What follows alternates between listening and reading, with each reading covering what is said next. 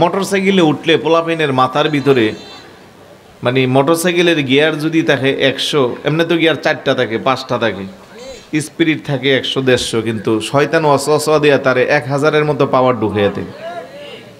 মানে পারে না সে হেলিকপ্টারের মতো উড়াল দিয়ে যেতে। কথা কোন ঠিক না?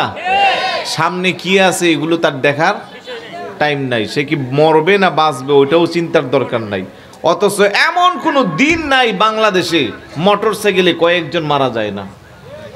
এজন্য ইমামে আজম আমাদের মাযহাব অনুযায়ী মোটরসাইকেলে চড়া মাকরুহ, 2 চাক্কার গাড়িতে চড়া যাবে না, কিন্তু আমরা চড়তেছি। আবার অনেকে 40 বছর 50 বছর মোটরসাইকেল ছাড়া আলহামদুলিল্লাহ কোনোদিন কাইতিয়ে পইরে একটু চামড়াও চলে না, আছে না? ওরা প্রয়োজনে ব্যবহার করে সময় সেভের জন্য মাথা সুস্থ জ্ঞান সব ঠিক রেখা।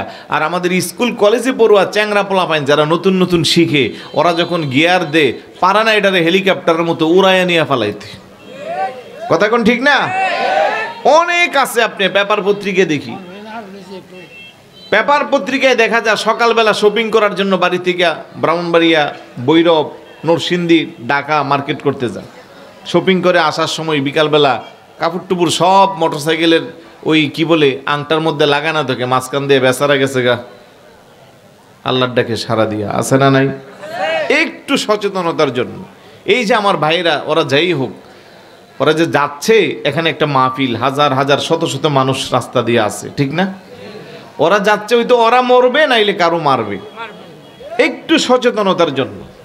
তো যুবকদেরকে বলবো, ভাই এই জীবনটার অনেক দাম আছে, জীবনটা মাত্র শুরু হইল, কেন তুমি একটু বেপরোয়ার কারণে তোমার জীবনটাকে শেষ করে দিবা?